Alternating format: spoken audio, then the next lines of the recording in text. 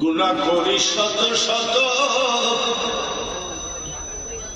হিমালয় পর্বতের মতো,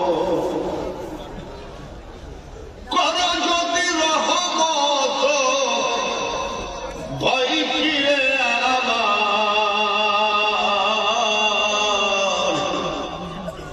আমি গুনাহগার গো মাওলা, আমি গুনাহগার।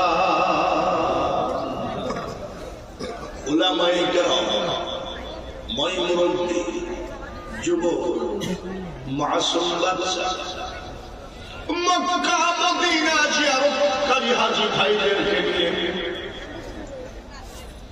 তোমার হাবিবের প্রতি দুরূদ শরীফ পাঠ করেছে। ভুল ত্রুটি ক্ষমা করে দিয়ে দুরূদের হাদিয়া সোনার মদিনায় নবীজির রওজা পাকে পৌঁছায় দিও। तमाम পৃথিবীর নবী ওলি, গাউস, কুতুব, আউলিয়া, আম্বিয়া, শহীদ, শহীদান, সাহাবায়ে কেরাম, খুলাফায়ে রাশিদিন, পীর মাশায়েখ, ওলি বুজুর্গ, প্রত্যেকের দরবারে দুরূদের হাদিয়া পৌঁছা। যে দেশে ঘুমাই কত আউলিয়া দরবেশ, সে যে আমার জন্মভূমি সোনার বাংলাদেশ।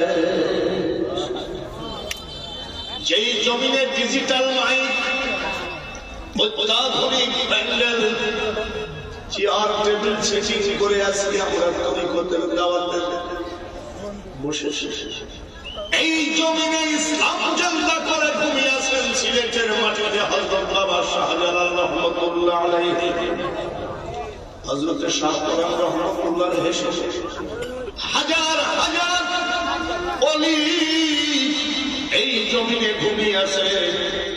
আজকের এই সম্মেলনের দুরূদের হাদিয়া প্রত্যেক ওলিদের দরবারে পৌঁছায় দিও। চিশতিয়া, কাদরিয়া, নকশবন্দিয়া, মুজাদ্দিদিয়া, যত তরিকতের পাগলরা আজকে হাত খাড়া করেছে,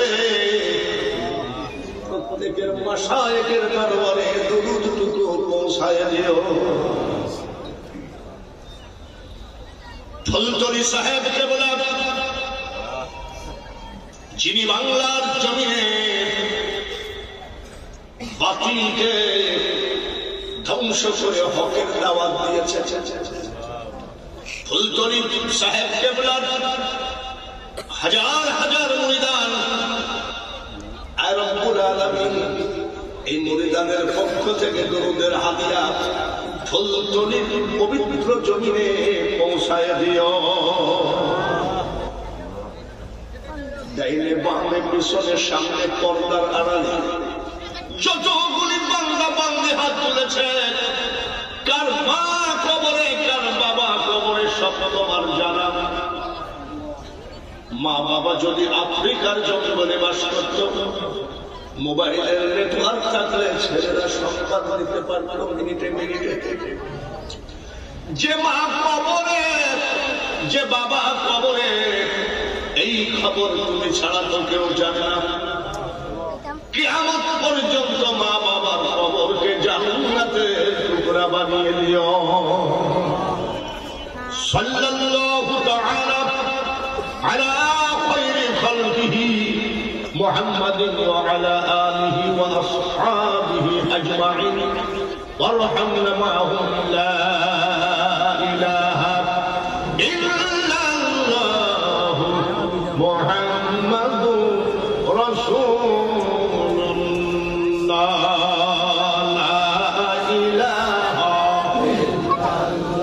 সবাই লা ইলাহা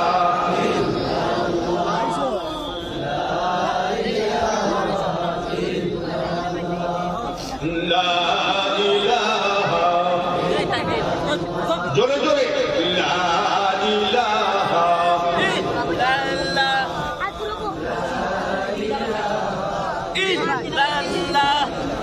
লা ইলাহা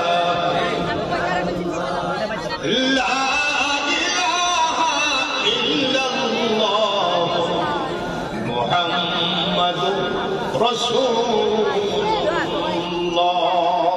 সবাই বলি সাল্লাল্লাহু আলাইহি ওয়াসাল্লাম। মহান আল্লাহ পাকের দরবারে কোটি কোটি বার শুকরিয়া আদায় করি। আল্লাহ পাক এই পৃথিবীর মাটিতে আমাদেরকে পাঠিয়েছেন আশরাফুল মাখলুকাত করে। সবাই বলে আলহামদুলিল্লাহ। মুসলমান করে পাঠিয়েছে। সবাই বলে আলহামদুলিল্লাহ। অনেকেই হাসাহাসি, একে ধাক্কা ওকে ধাক্কা, এটা তো জান্নাতের বাগান, এটা তো নেকি কামাইতে আসছে। তাহলে এই কানে কানে কথা বলা, কথাগুলো বলতে হয়, কথাগুলো সেরে আসেন বাইরের থেকে, আর না হয় মহাপীর চুপচাপ বসে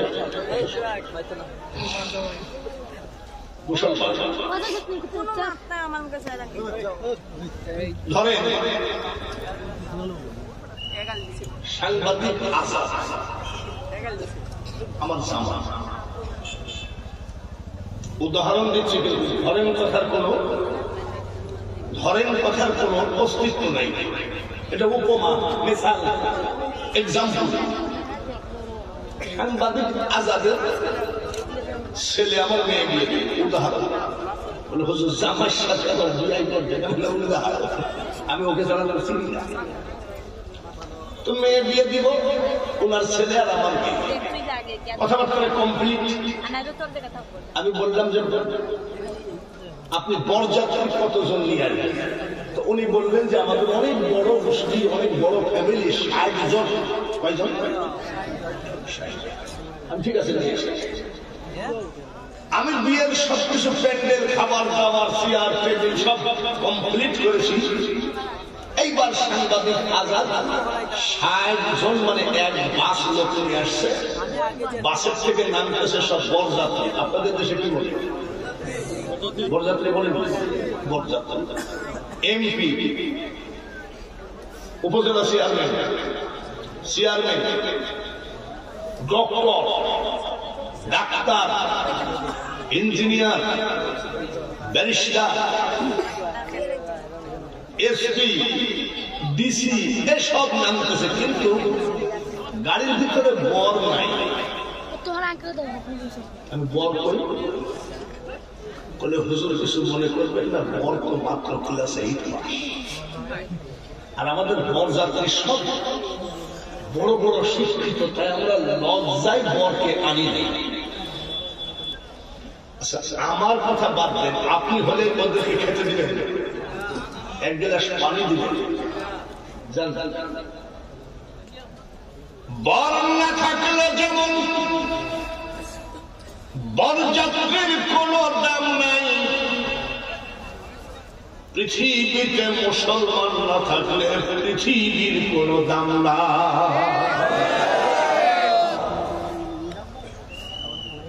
বর যখন বিয়ে হয়ে যায়, আমাদের দেশের কথা বলছি, বিশাল একটা প্লেট বরের সামনে, 2 কেজি ওজনের একটা মুরগি আর 1 কেজি ওজনের একটা মাছ, এরকম দেয় নাকি? দেয়নি? সেই প্লেটটাকে কি প্লেট হয়? সাগর আনাতে তো ঠিকই আছে, আমাদের কথার সাথে তো আপনাদের মিলই আছে। কি প্লেট? সাগর আনা প্লেট কিন্তু সবাই খায় না। বরের সাথে যাদের বরের ভগ্নিপতি, বরের একেবারে ক্লোজ যারা বন্ধু, তারা এই যে হলার চালু করে বাবা 10 মিনিটে সব সাপ্লাই নাকি? বর না থাকলে সাগর না প্লেট তো দূরের কথা, গ্লাস পানিও জুটবে না। মুসলমান আছে দেখে পৃথিবীর সমস্ত জাতি বর প্লেট সাগরানা প্লেটের মতো খেয়ে গেল।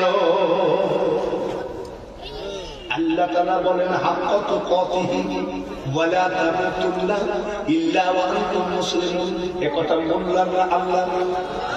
আল্লাহ তাআলা বলেন প্রকৃত মুসলমান না হয়ে কবরে এসো না। আমরা সেই মুসলমান চিৎকার করে বলেন আলহামদুলিল্লাহ। কি বর্ণিব মহিমা তোমার, আলহামদুলিল্লাহ আলহামদুলিল্লাহ। মহিমা তোমার অসীম অপার, আলহামদুলিল্লাহ আলহামদুলিল্লাহ। আরেকবার চিৎকার করে বলুন, আল্লাহ তাআলা খুশি হবেন। সবাই বলি আলহামদুলিল্লাহ। মুসলমান করে পাঠায়। আল্লাহ আমাদেরকে একটা জিনিস উপহার দিয়েছেন, বকশিশ দিয়েছেন, উপহার দিয়েছেন কি? Nokia mobile. নাকি আপনারা কি বলেন? পবিত্র কোরআন উপহার দিয়েছেন কি? এটা ওয়ান টাইম। অনেক সময় স্বামী স্ত্রী রাগ, বাপ ছেলে রাগ করে এটা লাথি মেরে ভাঙতে দেখেছি, ভাঙে নাই? কিন্তু এটা কি উপহার না? উপহার হলো পবিত্র কোরআন শরীফ। আমরা যখন পড়ি একটা কাঠ, কি কাঠ? রাওয়াল কাঠ। আমাদের কথা ঠিক আছে, মেয়েদি আছে, আপনারা কোনো রাওয়াল কাঠ, আমরা কোনো মেহেল কাঠ। তাও তো সিলেট আসলে অনেক কথা আমি বুঝি, আর সিটাগাং গেলে কিছু সিটাগাঙ্গে ওয়াজ করতে যাই মাঝে মধ্যে, আমি বলি যে ভাই আরবি ভাষায় কোরআন নাযিল হয়েছিল, ভাগ্য ভালো আমি কোরআনে হাফেজ হয়েছিলাম। যদি সিটাগাঙ্গি ভাষায় কোরআন নাযিল হতো ৭৭ বছর বয়সে হাফ পারাও, এত কঠিন ভাষা। রেহেল কাঠ কি কোরআনের কোন সূরা, কোরআনের কোন রুকু? রেহেল কাঠটা আমরা ব্যবহার করি কোরআন শরীফটা আমার জামাই আজাদ বসে আছে, হাঁটুর নিচে না হয়, কোরআনের স্থান সবার। জোরে বলুন। এই রেহেল কাঠ কোরআনের কোন অংশ না, সূরা না, রুকু না, তাসদিদ না, হরফ না, কিছুই না। কোরআন শরীফের রেহেল কাঠটা যদি একজন করে থাকে, পা দিয়ে দাঁড়াতে পারবো না। কেন? ওটা আমাদের আদব, ওটা আমাদের ভয়, ওটা আমাদের ঈমান, ওটা আমাদের আকীদা। আচ্ছা বলুন, এই যে এইটা আমাদের দেশে বলা হয় মলাট, আপনাদের দেশে কথার সাথে মিল থাকলে শান্তি লাগে। এই মলাটটা কিন্তু কোরআনের কোন অংশ না, যাতে ধুলাবাড়ি ময়লা না হয়, যার জন্য চলতে পারে। মলাটটা যদি কোথাও পড়ে থাকে, তাহলে আপনি কি পা দিয়ে দাঁড়ায় থাকতে পারবে? এটা আমাদের কি আদব, এটা আমাদের কি আকীদা, এটা আমাদের কি ভয়। কার ভয়? রেহেল কাঠের উপরে পা দেওয়া কেন যাবে না? রেহেল কাঠের উপরে পা দেওয়া যাবে না তার কারণ এই কোরআন শরীফের সাথে টাচ খেয়ে রেহেল কাঠ পবিত্র হয়ে গেছে। এই মলাট কোরআন শরীফের সাথে টাচ খেয়ে পবিত্র হয়ে গেছে, ঠিক না বেঠিক? রেহেল কাঠ যদি পবিত্র হয়ে যায়, মলাট যদি পবিত্র হয়ে যায়, যার শিলার ভিতরে ৩০ পারা কোরআন আছে, এই লোকটা পাক না না পাক? নাইবা থাকলো কোরআন শরীফ মুখস্থ, নাইবা থাকলো আজাদের বুকের ভিতরে, শিলার ভিতরে যদি 10টা সূরা থাকে, রেহেল কাঠ কোন সূরা নয়। তাই যদি পা দিতে ভয় পায়, তার কারণ কোরআনের সাথে টাচ খেয়ে পবিত্র হয়ে গেছে।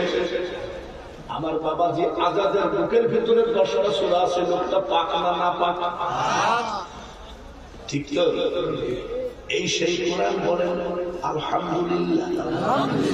আল্লাহ তাআলা সেই কোরআন শরীফ উপহার দিয়েছেন, আরেকবার বলেন আলহামদুলিল্লাহ। আশেপাশে যদি কোনো গোরস্থান থাকে, 2 বার ওযু করবেন বা 3 বার ওযু করবেন। ওযু করে যদি গোরস্থানে যাই পড়েন ABC,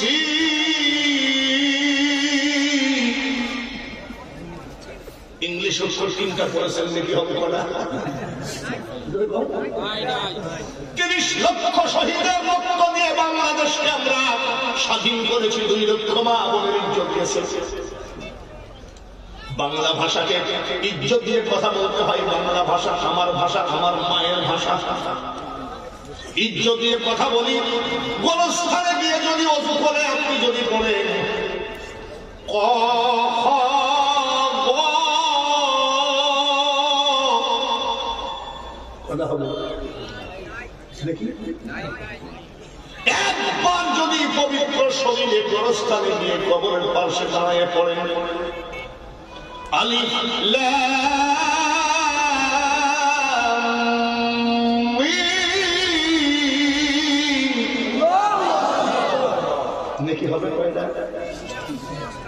3 10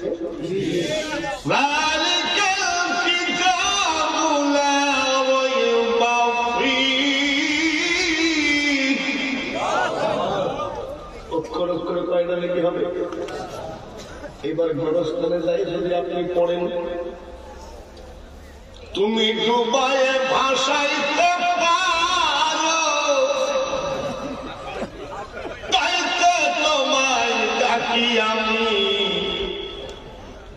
ইলাহিয়াল মিনগো আল্লাহ বাদশাহ আলাম পালা তুমি। একটা লালন গীতি ছেড়ে দিলাম গোরস্থানে নাকি হবে কয়টা জোরে কম। 77 বছর বয়স, 42 বছর চিল্লাচ্ছি। আর উত্তরবঙ্গ মানে আমার বাড়ির পরেই মুর্শিদাবাদ আর বাংলাদেশ নাই, সেখান থেকে আসছি। খুশি হবেন তো? যার জন্য বলছে জোরে জোরে কইয়ে একটা লালন গীতি টান মারলাম, ওটা নাকি হবে। নবীনা মানে যারা, এটা লালন গীতি। আমার বাড়ি কুষ্টিয়াতে। মহায়েতে কাফের তারা এ দুনিয়া, ভজনে তার নাই মজুরি, দলিলে সাপ লেখা হয় পারে কে যাবি নবীর নৌকাতে। একটাও নাকি হবে না, জোরে কোন ঠিক কিনা? গান আজ আছে গান নাই, গান খুব তাড়াতাড়ি ধ্বংস হয়ে যায়। আপনি লালন গীতির ভক্ত, নজরুল গীতির ভক্ত বা কোন গানের আধুনিক বাংলা গানের ভক্ত, একখানা ক্যাসেট যদি একবার বাজে, 2 বার বাজে, একই শিল্পীর 3 বার বাজলে আর ওই গান শুনতে ইচ্ছা করে। আমাদের কুষ্টিয়া একটা গান ভাইরাল হয়েছিল, জানি না আপনাদের গানটা মনে থাকার তো কথা। বুড়া মানুষ রিক্সা চালায়, সেও গানটা গাইছিল, মরিয়া দিয়াছে।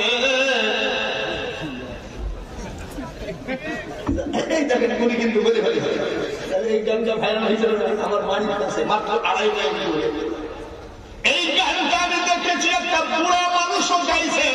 এখন আর গানটা বুড়া জোয়ান কেউ শুনে না, ওই গানটা শুনলে ভিতর থেকে ঘৃণা পয়দা হয়। তাহলে বলুন, কাল ভাইরাল হলো, আজ আর নাই। আর এইটার বয়স হলো 1500 বছর। কত মজা আছে না কমে গেছে?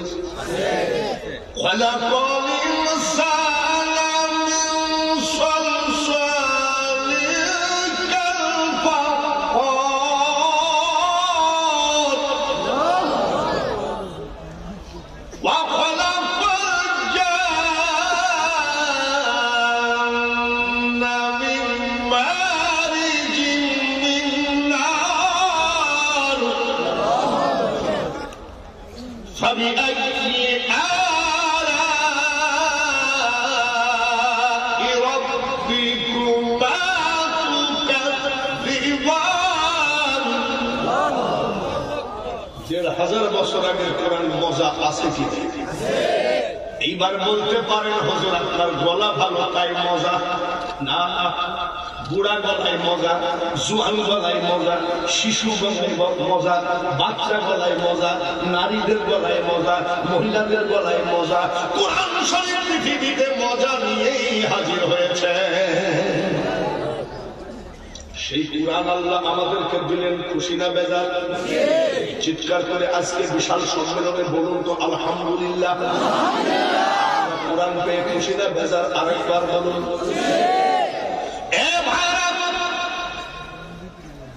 আমার বাসার পাশে একটা আওয়ামী লীগের অফিস আছে। আওয়ামী লীগের অফিসে চেয়ার টেবিল সবসময় থাকে, নেতা নেত্রীরা আসছে, বসছে, উঠছে, যাচ্ছে। আমি দুপুরে ভাত খাওয়ার পরে আওয়ামী লীগের অফিসের সামনে চেয়ারে বসে একটা ছেলেকে বলছে একটা পান নিয়ে আয়, দোকানে পান আনতে গেছে। এমন সময় এক লোক এসে করে সালাই মালাই করে, আপনারা বলেনি সালাম হবে, মাদ্রাসার একটা ছোট বাচ্চাকে দেন, বলবে আসসালামু আলাইকুম ওয়া রাহমাতুল্লাহি ওয়া বারাকাতুহু। আর 40 বছরের বুড়া আপনি কি সালাই মালাই? আমি হ্যাঁ বলো কি বলতেছেন আপনি? সেই বক্তা না? কয়েকদিন আগে আমার জামার রসুলপুর একটা মাহফিল করলো, তারপরে আরেকটা জায়গায় মাহফিল করলো। আপনার এখানে আজকে আসলাম, যদি কোনোদিন দেখা হয়। ও দেখা হলো, সাথে রাস্তায় একটা লোককে আমি জিজ্ঞাসা করছি যে ভাই হলিমপুর যাবো কোন দিকে? লোকটা বলছে আপনি বাঙালি হুজুর না? তাহলে ভাষাটা ঠিক আছে কিনা? আরো বলতেছে আপনি সেই বক্তা না? হ্যাঁ, ডেলি কয়েক ঘন্টা বকেন। আপনি আমাকে বলতে পারেন যে ডেলি কতটাই ওয়াজ করেন? আমি এই লোকটা দেখছি কার কাটা আছে। আমি 2 ঘন্টা, 2.5 ঘন্টা, 3 ঘন্টা মাদ্রাসা মসজিদের কালেকশনে জালসা হলে 4 ঘন্টাও হয়। লোকটা তখন বলেন কি? আমি লাফাই গলার কোন ট্যাবলেট খান নাম বলেন, আমি লিখব। আমি জীবনে কোনোদিন গলার ট্যাবলেট খাইনি। আমার গলা ভালো হলে তো তোর এত হিংসা? হুজুর আমি হিংসা করি না, কুমার খালি হাটে ট্যাবলেট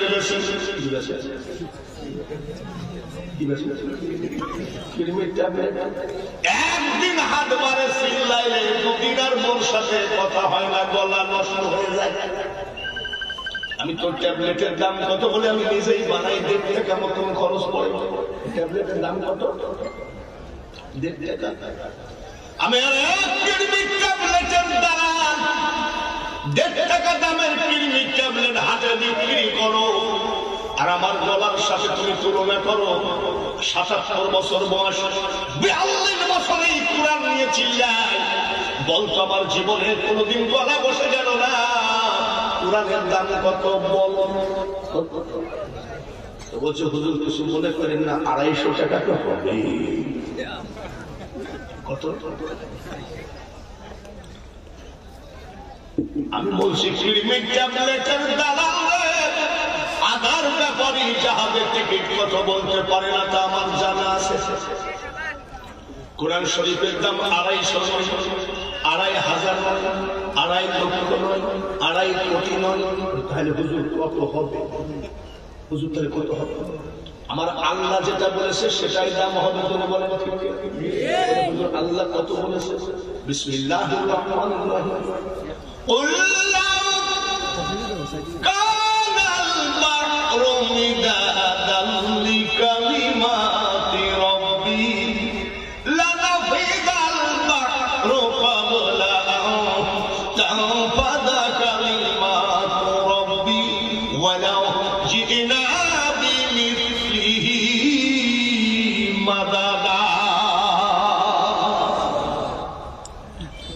আমার আল্লাহ বলেন তামাম পৃথিবীর সাগর মহাসাগরের পানি যদি তোমরা কালি বানাও, আর ওই কালি দিয়ে যদি আমার সামান্যতম কালামের সম্মান ইজ্জত দাম লেখা শুরু করো, কালি কলম শেষ হয়ে যাবে, তবে আমার কালামের দাম লেখে শেষ করতে পারবা?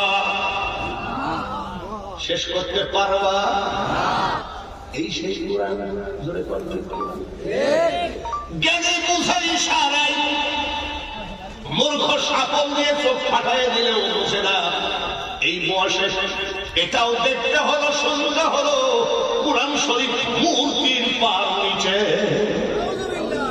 শুনছেন? আপনারা কি শুনছেন? ঘটনাটা মনে হয় কুমিল্লা না কোথায় ঘটেছিল। বাংলাদেশ সরকারের মাননীয় প্রধানমন্ত্রী বঙ্গবন্ধুর কন্যা শেখ হাসিনা খুব তীক্ষ্ণ রাজনীতিবিদ, বড় বিজ্ঞ রাজনীতিবিদ। উনার আব্বা ছিলেন রাজনীতিবিদ। উনি হিন্দু মুসলমান যুদ্ধ বেঁধে যাবে, মন্দির ভাঙ্গা ভাঙ্গি শুরু হবে, যার জন্য উনার রাজনীতিক ব্রেন দিয়ে সুন্দর ফয়সালা করে একটা ঠান্ডা করেছে বাংলাদেশ। ঠিক কিনা? কিন্তু মা প্রধানমন্ত্রী আপনাকে মা বলে ডাকে। আপনাদের ধানমন্ডি 32 নম্বর বাড়িতে আমি একদিন গেছিলাম, দেখেছি রেহেল কাঠের উপর একটা কোরআন শরীফ। এটা কি বলে বঙ্গবন্ধু পড়তেন। মাঝে মধ্যে ফেসবুকে দেখা যায় প্রধানমন্ত্রী কোরআন শরীফ যাই না মাঝে বসে পড়ে, জনে বলেন ঠিক কিনা? বাংলার প্রধানমন্ত্রী, আপনি বিজ্ঞ রাজনীতিবিদের মেয়ে, আপনি নিজেও রাজনীতিবিদ, আপনি জিনিসটা সামলায় নিয়েছেন যাতে হিন্দু মুসলমান মারামারি না হয়। কিন্তু মাগো, আমরাও আপনার জন্য দোয়া করি, কিন্তু এটাও ঠিক কথা গো মা, কোটি কোটি মুসলমানের বুকে যে লাঠি মেরেছে, এই লাঠির ব্যথা কিন্তু মুসলমানের বুকের থেকে এখনো ভালো হয় না।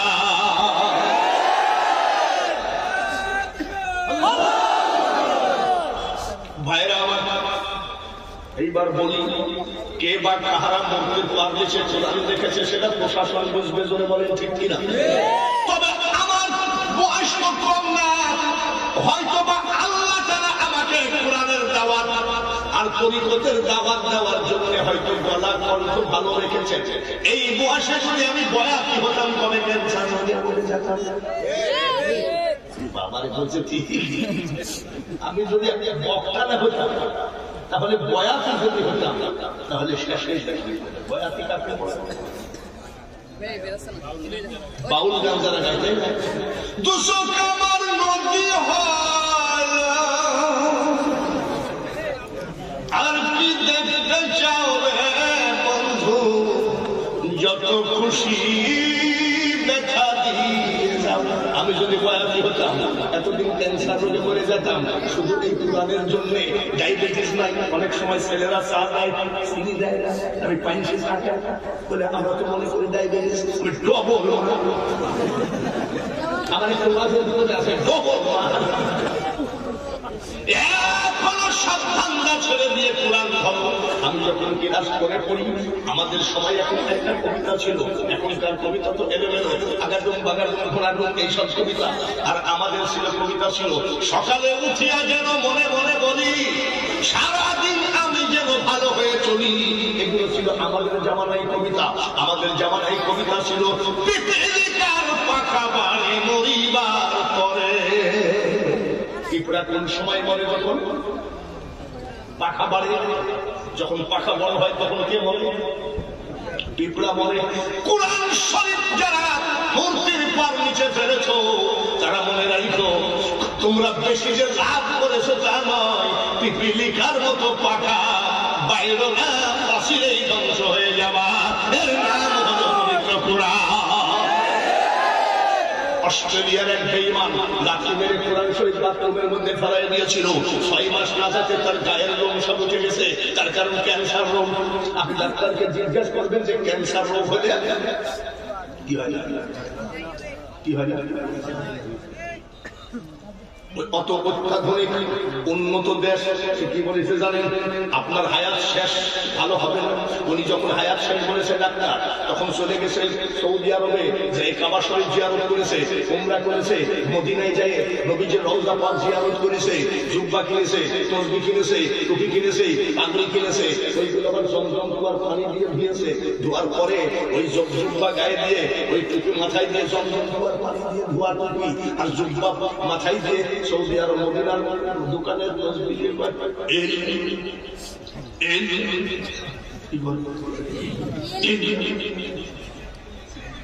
কোরআন শরীফকে বাথরুমের ভিতরে ফেলায় দিয়ে কোন ইল্লাল্লাহর জিকির তোর ক্যান্সার ভালো হবে না। মনে রাখিস, কাল কিয়ামতের মাঠেও এই কোরআন কথা বলবে কি বলবে না? বাবাজিরা, এক কোরআন নিয়ে শুধু ওয়াজ করলে হবে না।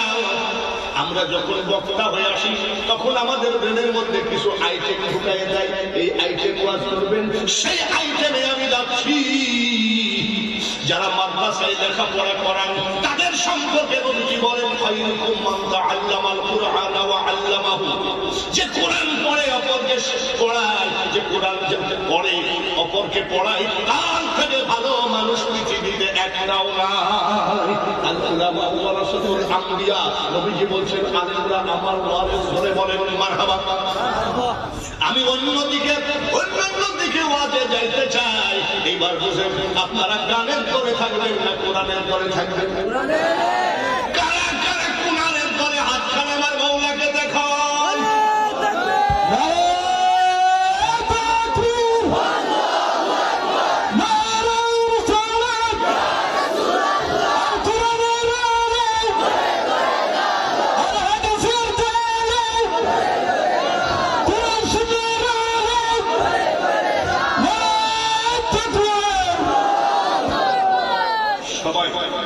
যারা যারা হাত তুললেন মুসাফিরের দোয়া কবুল হয় এটা কি শুনছেন কোনদিন?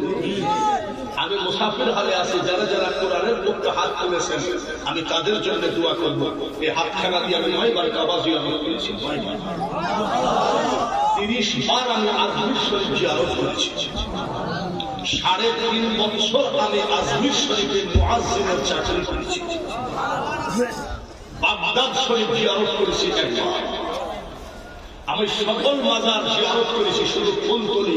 একজনকে জিজ্ঞাসা করলাম ফুলতলি যাওয়ার আমার খুব পাগলের মতো হয়ে গেছে, ফুলতলি আমাকে যেতেই হবে। তো এখানে একটা ফুলতলি আছে, আমি মনে করি ওই ফুলতলি। তো বলছে হুজুর না, সে বহু দূর সুনামগঞ্জের কাছে নাকি এরকম বলল।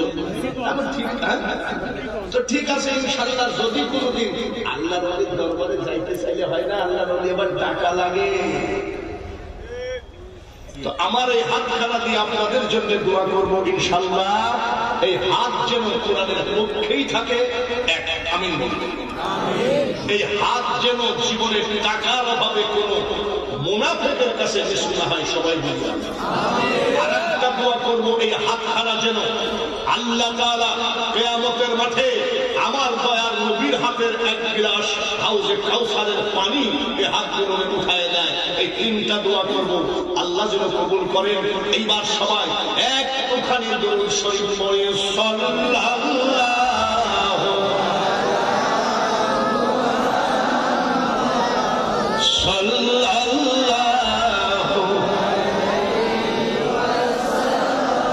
মুহাব্বতের সাথে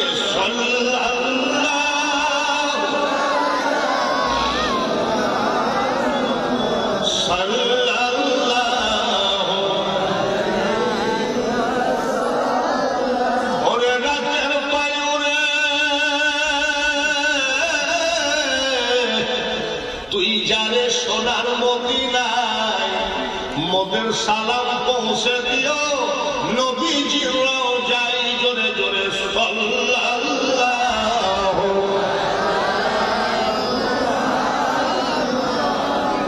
সাল্লাল্লাহু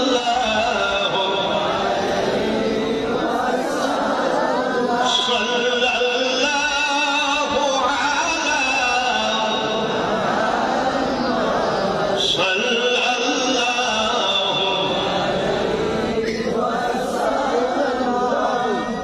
আলা একটা কথা বলে, একজন আমলি কোরআনে হাফেজ যদি মারা যান, 100 বছর পরে আপনি কবর খুলে দেখবেন ওইভাবে জেলাই আছে, একটা পিঁপড়াও তার গায়ে লাগে। একজন কোরআনে হাফেজ যদি মারা যায়, জীব জানোয়ার সব মিটিং করে আমরা না খেয়ে মরে যাবো, কিন্তু হাফেজের গায়ে কাজ করবো না। আর এক বেয়াদব দুনিয়ায় মারা গেছে, একটা পিঁপড়াও তার গায়ে লাগে না। মিশরের জাদুঘরে শুটকি মাছের মতন তাকায় আছে, জীবনে ওর গায়ে মশা মাছি কিছুই বসে না। কোরআনে হাফেজের গায়েও মশা মাছি বসবে না, ফিরাউনের গায়েও মশা মাছি বসে নাই। ফিরাউন আর কোরআনে হাফেজ একই নাকি? ফিরাউনের গায়ে মশা মাছি বসে নাই ঘৃণা করে, আর কোরআনে হাফেজের গায়ে মশা মাছি বসবে না কোরআনকে ইজ্জত দিয়ে। এই ফিরাউন রাষ্ট্রপতি ছিল, আগে ছিল প্রধানমন্ত্রী মিশরের, তারপরে রাষ্ট্রপতি হলো, কিন্তু ছোটবেলার থেকে একটু সিটার টাইপের, বাটপার টাইপের।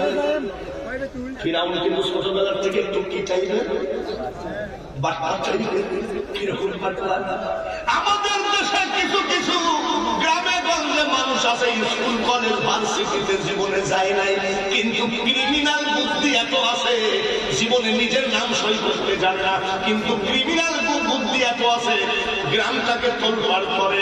যেমন একে বলা হয় কিলিংবাজ। আপনাদের দেশে মনে হয় নাই? আমার এলাকায় একটা জায়গায় মাইকিং হচ্ছে, আমার নামে বিশাল ওয়াজ মাহফিল, প্রধান বক্তা হাফেজ মুফতির রহমান ভান্ডারী, ইসলাম বাহির মাদি। কি লিখবো? বলে হুজুর যেই জায়গায় ওয়াজ হবে ওই জায়গায় সব কিলিংবাজের আখড়া। পৃথিবীর মাটিতে একটা মানুষ ছিল কিলিংবাজ, সেটার নাম কি? ফিরাউন। নাম কি? ফিরাউনের মা বাপ মারা গেল, এতিম হয়ে গেল। এতিম হয়ে গেলে পরে হাড়ি পাতিল দেন মেঘ যা ছিল, পানির ফ্লাক্স মাছ বিলাস বাটি সব বিক্রি করে খায় দেউলিয়া হয়ে গেল। এতিমের পরে কি হলো? দেউলিয়া। দোকান থেকে বাকি করে টাকা খাবার নিয়ে আসে, জীবনে দোকানে দেখা দেয় না। একজনকে বলে ৫,০০০ টাকা দাও, আগামীকালকে দিব, জীবনে তার সামনে দিয়ে যাবে না। এইভাবে সুদে টাকা নিল, কিস্তিতে টাকা নিল, নিতে নিতে ফিরাউনের এত দূর পর্যন্ত যাকে আমাদের দেশের ভাষায় বলি গলা পর্যন্ত ঋণ হয়ে গেল। ঋণের অত্যাচারে ফিরাউন বাড়ি থেকে বের হতে পারে না, পাইলেই ঘরে শেষ পর্যন্ত বুদ্ধি করলো মানুষের ভয় আর বাড়ির থেকে বের হওয়া যায় না। ফিরাউন কি করলো? খাটের নিচে রান্না বাড়া করে, খাটের নিচে খায়, খাটের নিচে ঘুমায়, দরজা খোলা রাখে। পাওনাদার আসলে বলে ফিরাউন আসো। দরজা খোলা যখন, তখন মনে করে মনে হয় আসে, বাথরুমে গেছে। এই দরজাতে খোলা রাখে, এটা তার আর একবার পারি। কিন্তু সে বাথরুমে আসে না, খাটের নিচে আসে।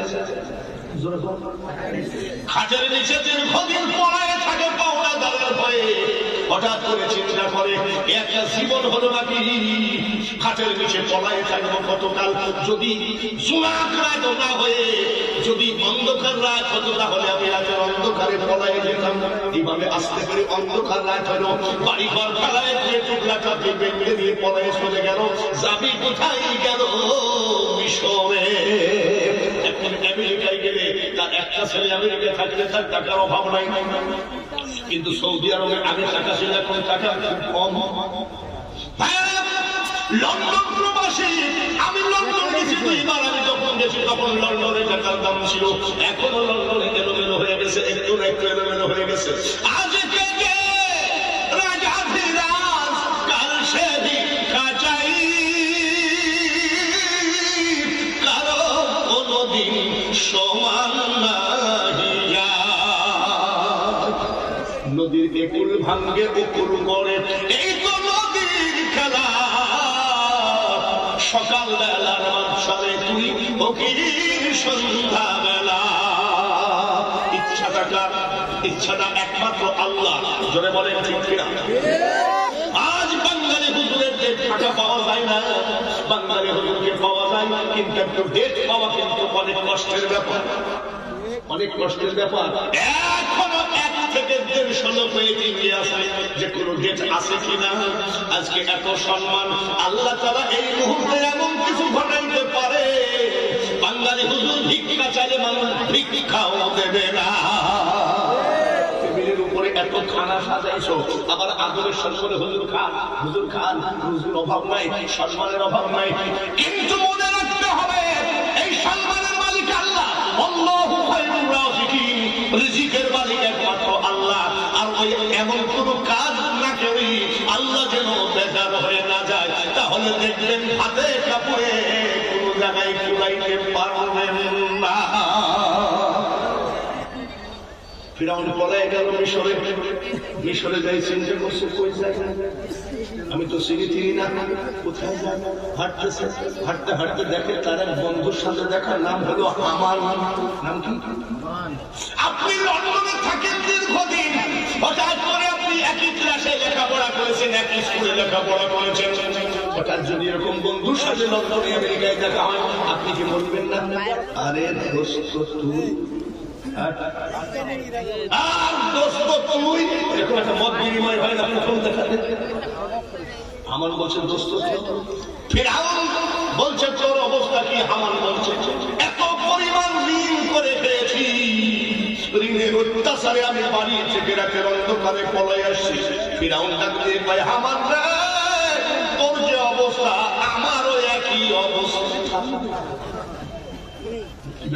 বলে আমি আরো 9 দিন আগে পলাইছি। সুবহানাল্লাহ। ফিরাউন 9 দিন পর্যন্ত শুধু পানি খেয়ে খেয়ে কাটায়। রুজির মালিককে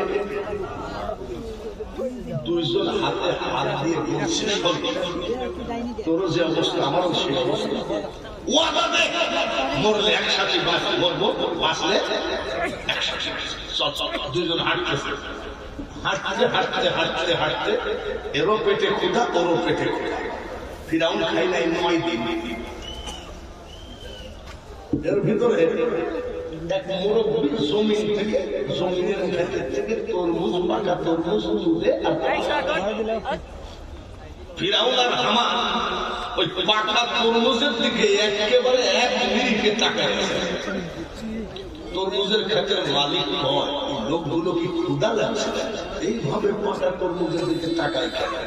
আচ্ছা, ক্ষুধা না লাগলে কেউ কি খাবারের দিকে তাকায়? পেট ভরা থাকলে তাকায়? রমজানের সময় দেখেন না, ইফতারি সামনে দেওয়ার পরে খালি ভাই দেখেন আপনার ঘড়িটা ঠিক আছে, মুয়াজ্জিন কি মরে গেছে নাকি আজান দেয়?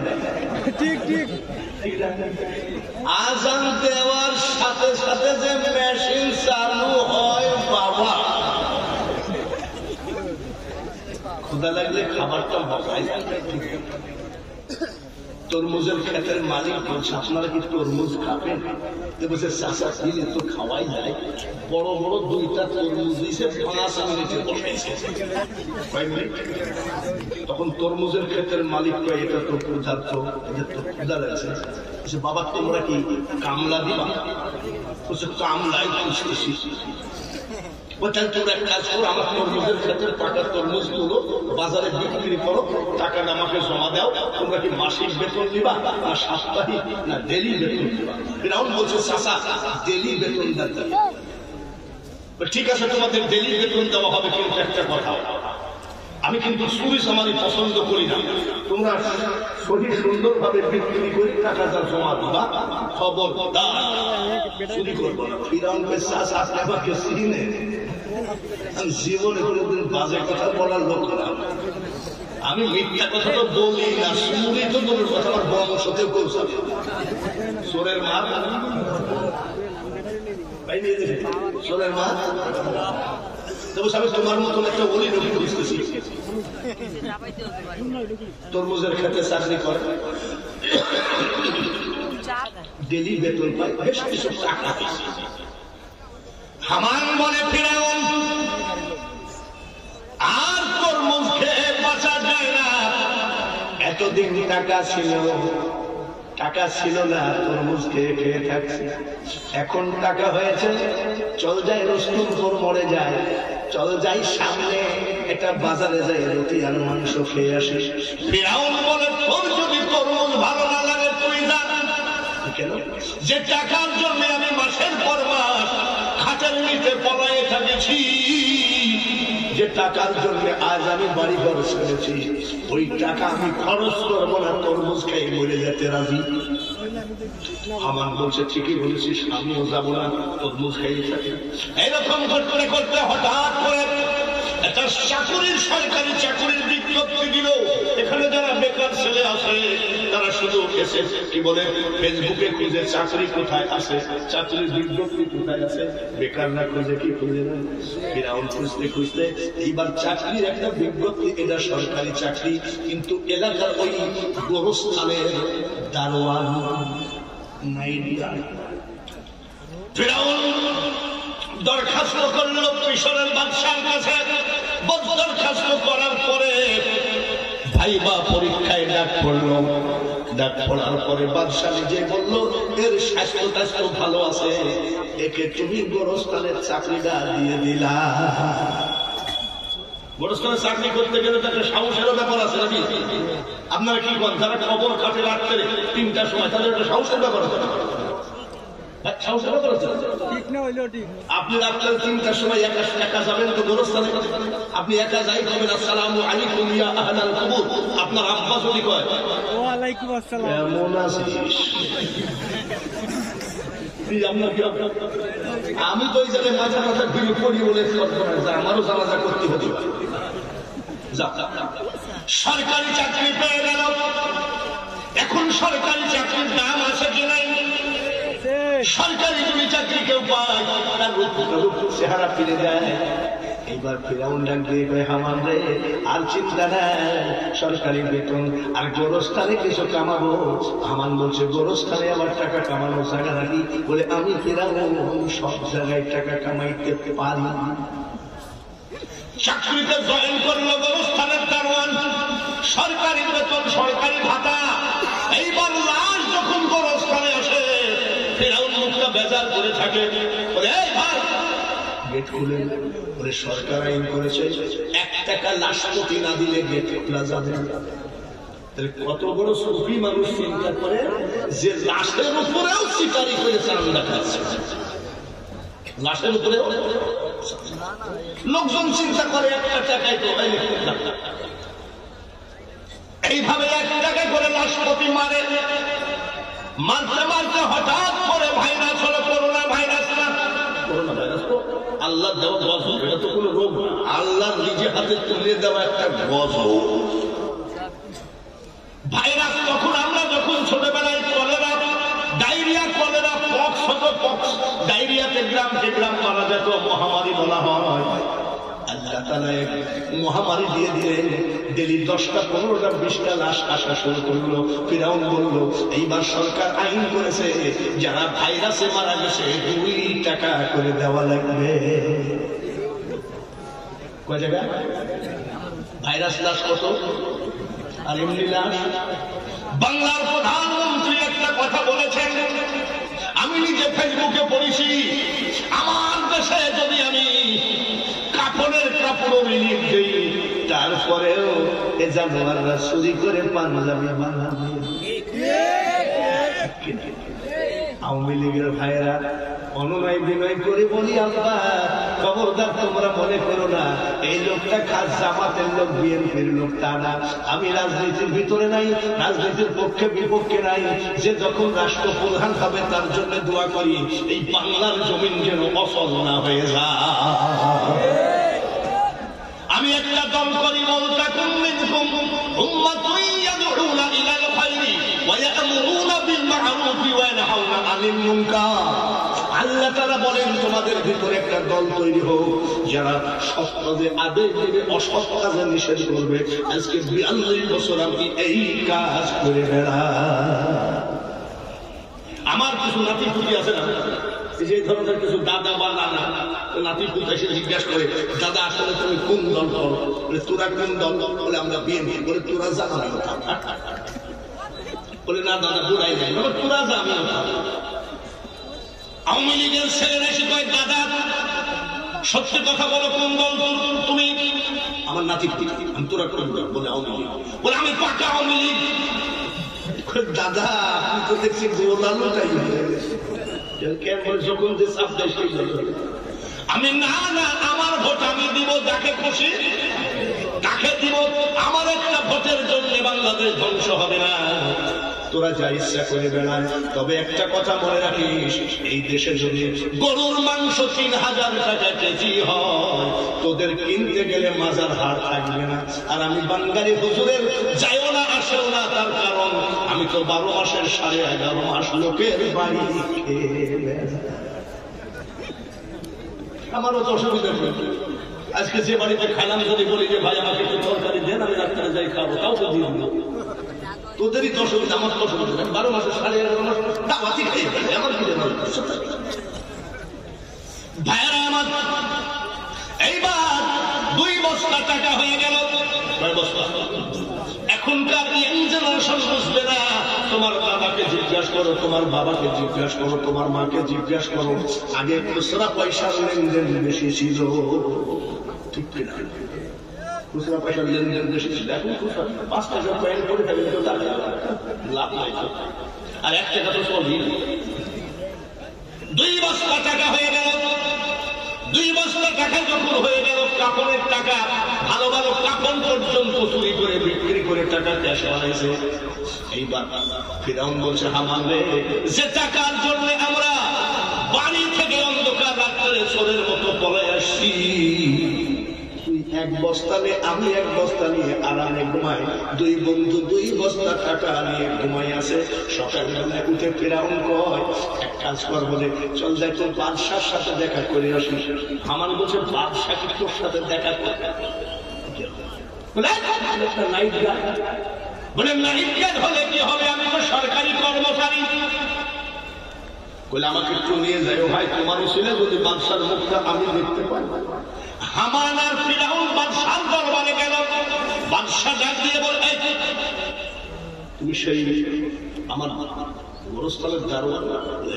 কেন এসেছ? বলে জাহাপনা, টাকার অভাব নাই। বাদশা চিন্তা করছে কি লাইন কাটা তার কথা। বাদশার সামনে একটা গোরস্থানের দারোয়ান টাকার গল্প দিতে আসে। কত টাকা আছে? 2 বস্তা টাকা আছে। 2 বস্তা টাকা আছে, কোথার থেকে কিভাবে ম্যানেজ করছে? সরকারি বেতন 1 টাকাও খরচ করি না। প্রথম আমি যখন চাকরিতে জয়েন করেছি তখন লাস্ট প্রতি 1 টাকা করে নিয়েছি। আর এই যে কিছুদিন আগে ভাইরাস গেল, এই ভাইরাস রোগীর পিছনে ভাইরাস লাশের পিছনে 2 টাকা করে নিয়েছি। আমার 2 বস্তা হয়েছে। বাদশাহ মুস্কি হাসি দিয়ে কয়, তো বিশাল বেয়াদব যে গোরস্থানের লাশের উপরে চান্দা তোলে। বলে ঠিক আছে, তোমার এত টাকা আছে, কিন্তু তুমি আমাকে বলতে আসছো তোমার কারণটা কি? বলে জাহাপনা, আপনি হলেন এই মিশরের বাদশাহ, আপনার কাছে আমার মতন ফকিন্নি টাকার গল্প দেওয়া ঠিক না। বলে বিলা কেন দিচ্ছ? বলে দিচ্ছি কেন জানেন? এই মিশরের মাটিতে অনেক গরিব মানুষ জমিনের খাজনা দিতে পারে না, বাড়ির ট্যাক্স দিতে পারে না। জমিনগুলো আস্তে আস্তে সরকারি হয়ে যাচ্ছে। এই সব গরিবদের সমস্ত জমিনের খাজনাগুলো, ট্যাক্স গুলো আমি দিয়ে দিতে চাই। বাদশা কই সরে না, বল ইমানও তো আছে। ঢোল পিটায় দিল। এখন তো মাইকিং, এখন আর মাইকিং লাগে না, ফেসবুকে পোস্টারটা দিলেই প্রচার হয়ে যায়। আর তখন মাইকের ব্যবস্থা ছিল না, ফেসবুকে সব ছিল না, চারিদিকে ঢোল পিটায় দিল। বলে বিশেষ ঢোল, বলে আপনাদের যারা জমিনের খাজনা দিতে পারেন নাই, জমিনের ট্যাক্স দিতে পারেন নাই, আপনারা এক কাজ করেন, আপনারা চলে যান। ফিরাউন আপনাদের সমস্ত জমিনের ট্যাক্স আর খাজনা দিয়ে দিবে। গরিব এই সুযোগ পাইলে যাবে কি যাবে না? গরিব এই সুযোগ পাইলে কি যাবে? আপনারা কি করেন? মসজিদের পার্শ্বে বাড়ি নামাজ পড়ে না। আমি ভাই আপনি নামাজ পড়েন না কেন? বলে হুজুর হাঁটুর গিরি ফাটা। হাঁটুর গিরি ফাটা, যার জন্য নামাজে যায় না। এমপি সাহেব যদি বলে ফজরের নামাজের 1 ঘন্টা আগে ওই যমুনা ব্রিজের, যমুনা বা মেঘনা নদীর কিনারে যায় দাঁড়াইলে 2 বস্তা 50 কেজি ওজনের চাউল ফিরি পাবা, দেখবেন ওই গিরি ফাটা সবার আগে যায় দাঁড়াবে, কিন্তু মসজিদে যাবে না। মনে রাখো মুসলমান, মা খালাকতুল জিন্না ওয়াল ইনসা ইল্লা লিয়াবুদুন ফাদখুলি ফি ইবাদি ওয়াদখুলি জান্নাতি। 4 দোকানে বসে আড্ডা মারলে জান্নাত পাওয়া যায় না, নাজায়েজ নাপাক রাস্তায় থাকলে জান্নাত পাওয়া যায় না। মুসলমান, আমাদের চাকরি হলো নামাজ, আর বেতন দিবেন সেটা হলো জান্নাত।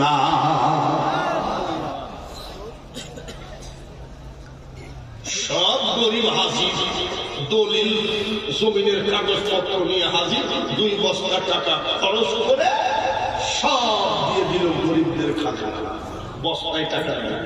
আমার বলছে, রে একটা কথা বলে কি, তোর সাথে আমি আর থাকবো না। তোর কিছু কথাবার্তার কার্যক্রম দেখলে আমার ভালো লাগে। যে টাকার জন্য আমাদের রাতের অন্ধকারে পড়াতে হয়েছে, সেই টাকা তুই গরিবের খাজনা দেওয়া, গরিবের বলে তুই দেরি করে যা না। বলে আর কয়দিন থাক, আমি টাকা দিয়ে টাকা ধরবো। টাকা দিয়ে আমার বলছে তোর বস্তায় তোর টাকাই নাই, টাকা দিয়ে টাকা ধরবি কি করে? বলে আর কয়দিন ধৈর্য ধর, দেখবি এই টাকা দিয়ে আমি টাকা ধরবো। ধৈর্য ধরতে ধরতে আবার ওইভাবে কাপড়ের লাশ কোটি টাকা নিতে নিতে আবার নেওয়া শুরু করলো। হঠাৎ করে বার্ধক্যজনিত কারণে, মানে বৃদ্ধ হয়ে গেছে ওই দেশের প্রধানমন্ত্রী মারা গেল, রাষ্ট্রপতি নির্বাচন দিয়ে দিল।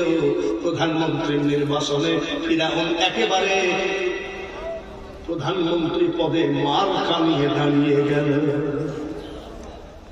হামান বলতেছে, এই পাগল, তুই কি মেম্বরে ভোট করলে পাস করবে? প্রধানমন্ত্রী নির্বাচন আমি পাস। তুই কি একটা পাগল? বলে দেখবি আমি পাস। এইবার ফিরাউন নির্বাচনে মার্কা নিয়ে বসে আছে, ভোট চাইতে যায় না। হামান জিজ্ঞাসা করে, বন্ধুরে ঠিক আছে তুই না পাস বলেই বসে আছি, ভোট চাইতে গেলি না? বলে ভোট চাইতে যদি যাব তাহলে 2 বস্তা টাকা খরচ করে গরিবদের খাজনাগুলো দিয়ে দিলাম কেন? বলে কি ব্যাপার? গ্রামে গঞ্জে ঘুরে দেয়, এই গরিবরাই আমার ভোট চেয়ে বেড়া। হামান একটা মোড়ে বসে আছে, বলছে খবরদার ফিরাউনকে ভোট দিবা, তার কারণ ফিরাউন না থাকলে আমাদের জমিনের খাজনা সব এলোমেলো হয়ে যেত। গরিবরা ভোট চাই বেড়াচ্ছে। এই নেতা ভাইরা আওয়ামী লীগ হন, যে দলেরই হোক না কেন, গরিবের একটা তরিকা আছে, গরিবের একটা আইন আছে, গরিবের একটা ধর্ম আছে। কোন নেতা যদি গরিবের জন্য এতটুকু কিছু উপকার করো, সেই দেশের গরিবরা জীবন দিলে কিন্তু নেতাকে অপমান হতে দিবে না। নির্বাচনে প্রচুর ভোটে পাশ করে ফিরাউন প্রধানমন্ত্রী হয়ে গেল। আজকে যে রাজাধিরাজ, কার কথা বলল? আজকে যে রাজাধিরাজ, কাল সে ভিক্ষা চাই, কারো কোনদিন সমান নাহি যায়। সম্মানের মালিককে, এই গলা দিয়ে ওয়াজ করতেছি, গলার মালিককে, চেয়ারের মালিককে, মাইকের মালিককে ঘুরি ফিরে দেখবেন সবই হলো আল্লাহ। বাংলাদেশে রাস্তা দিয়ে যদি একটা হিজড়া যায়, হিজড়াকে আমরা অনেকেই চিৎকারি মারি, অনেকেই চুপু দেই, গালাগালি করি, কিন্তু জানেন বাংলাদেশে একজন হিজড়া চেয়ারম্যান হয়ে গেছে। শুনছেন? আল্লাহ যে কখন কাকে কি করে, এটা আমি বাঙালি হুজুর যতই লেকচার মারি না কেন আমার বলা সম্ভব নয়। তার কারণ আমি বলি নয়, আমি বক্তা। ভাইয়েরা আমার, বন্ধুরা রে, খুব খেয়াল করে শুনতে হবে। গলা ভালো হলে আন্তর্জাতিক বক্তা হওয়া যায়, কোটি কোটি টাকা কামানো যায়, কিন্তু বলি হওয়া সম্ভব না। আমি যদি ফুলতলির বিরুদ্ধে দলিলবাজি করি, 3 পরিমাণ ফুলতলের ক্ষতি হবে না। তার কারণ ওরা হলো অলির বংশ, ওরা হলো আউলিয়ার বংশ। আলা ইন্না আউলিয়া আল্লাহি লা খাউফুন আলাইহিম ওয়া লা হুম ইয়াহজানুন। আমাকে আল্লাহ কি বলবে? এই বাঙালি হুজুর, তুমি যতই ফুলতলির বিরুদ্ধে বলো, আল্লাহর অলিদের কোনো ভয় নাই। নারায়ে তাকবীর। আল্লাহর অলিদের কোনো টেনশন নাই। এ কথা কার বলে? আলা ইন্না আউলিয়া আল্লাহি লা খাউফুন আলাইহিম ওয়া লা হুম ইয়াহজানুন। যখন ওলিদের কথা আসবে, তখন আবার এই ওলিদের কথার মধ্যে কথাগুলো আসবে নবীদের ভিতরে। এই সব কথার ভিতরে ওলি না ঢোকায়, আস্তে আস্তে অসুবিধা দেখবে। ঘুমায় গেছেন, সীমায় যাচ্ছেন। আমি যত বেলা ওয়াজ করবো তত বেলা আপনারা কি থাকবেন? থাকবেন ইনশাল্লাহ। কারা কারা থাকবেন না হাত তোলেন।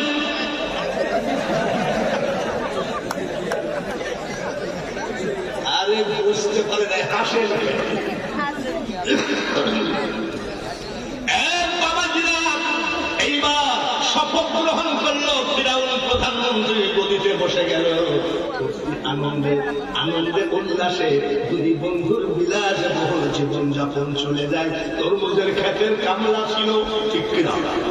এইবার শুধু তরমুজের ক্ষেতের কামলা নয়, তারপরে গোরস্থানের নায়িকা ছিল। আল্লাহ তাকে এখন প্রধানমন্ত্রীর গদিতে বসাইল। এবার হামান বলছে, তুই এক কথা বল। বলে কি?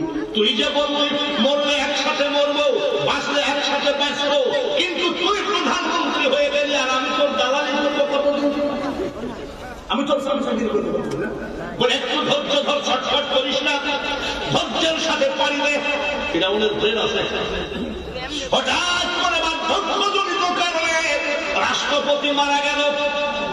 রাষ্ট্রপতি মারা গেলে ফিরআউন তখন প্রধানমন্ত্রী মিশরের সকল জনগণকে দেখে তাড়াতাড়ি বলল, রাষ্ট্রপতির চেয়ার খালি রাখা যায় না, রাষ্ট্রপতির নির্বাচন দিতে হবে। আপনাদের মতামত কি? ওই যে একবার গরিবরা উপকার পেয়েছে, এই গরিবরা বলছে, জাহাপানা আমাদের রাষ্ট্রপতি, আমরা আর দরকার নাই, আপনি আমাদের রাষ্ট্রপতি। জনগণের রায় নিয়ে ফিরআউন রাষ্ট্রপতি, এইবার প্রধানমন্ত্রীর গদি খালি। প্রধানমন্ত্রীর গদি খালি হয়ে গেল। রাষ্ট্রপতির চেয়ারে বসে ফিরআউন নির্বাচন দিয়ে দিল। তার বন্ধু হামানকে প্রধানমন্ত্রীর পদে দাঁড়িয়ে দিয়ে ভোট চুরি করে পাশ করাইয়ে দিল। এক বন্ধু রাষ্ট্রপতি আর আর এক বন্ধু হামান হল প্রধানমন্ত্রী। আল্লাহ পারে কি পারে না? জোরে বলেন, পারে কি পারে না? যুবক ভাইরা বাজ ডাকাতি করো, যুবক ভাইরা সন্ত্রাসী করো, হিরোইন খাও, মদ খেয়ে, ট্যাবলেট খেয়ে, গাঁজা খেয়ে তুমি জীবনটাকে ধ্বংস করে দিচ্ছ কেন? তুমি আমার মাওলার জায়নামাজ বিছায়ে 40 দিন তাহাজ্জুদের নামাজ কাজা করবা না, তুমি জাহাজ খাবা, আল্লাহ তোমাকে কাহাই দিবে, এতে কোনো সন্দেহ না। তোমার আদালত তো জায়নামাজ। জোরে বলেন। এইবার ফিরআউন বলছে, দরজা বন্ধ কর। দরজা বন্ধ করে বলছে, শোন, আমরা দুজন তো পাওনাদারের ভয়ে চোরের মতো বলে আসছি, এটা তো এদেশের লোক জানে না।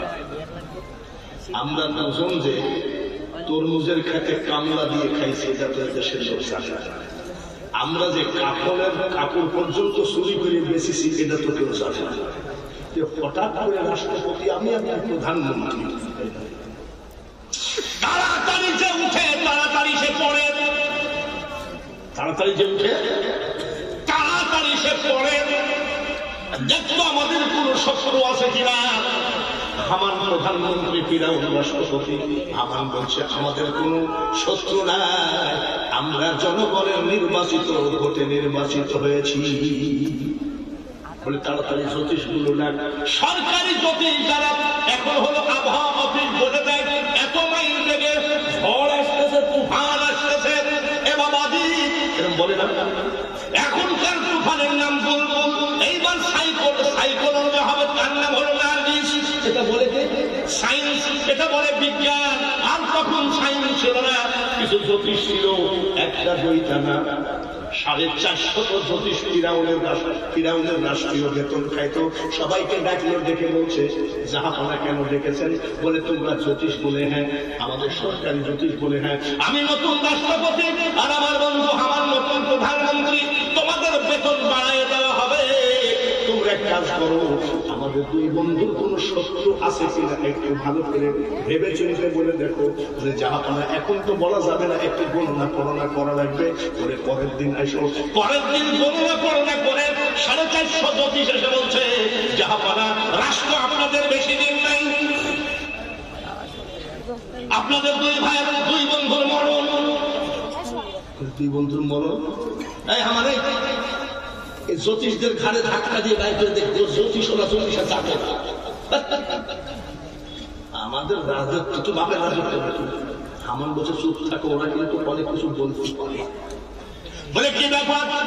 বলে জাহাপানা কিছু মনে করবেন না, আপনাদের রাজত্ব বেশি দিন নাই, জীবনও বেশি দিন নাই। বলে কেন?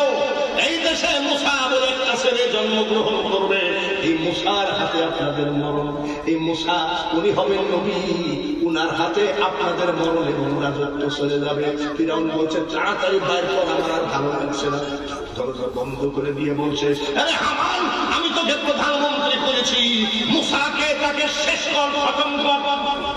বলে কিভাবে? এই দেশে কোন বাচ্চা জন্মগ্রহণ করতে পারবে না, মেরে শেষ করে দাও। মুসা নবীর ভয়ে ফিরআউন হামান একটা নয়, দুইটা নয়, 80,000 বাচ্চা মেরে ফেলেছে। রাখে আল্লাহ, রাখে আল্লাহ, মারে আল্লাহ।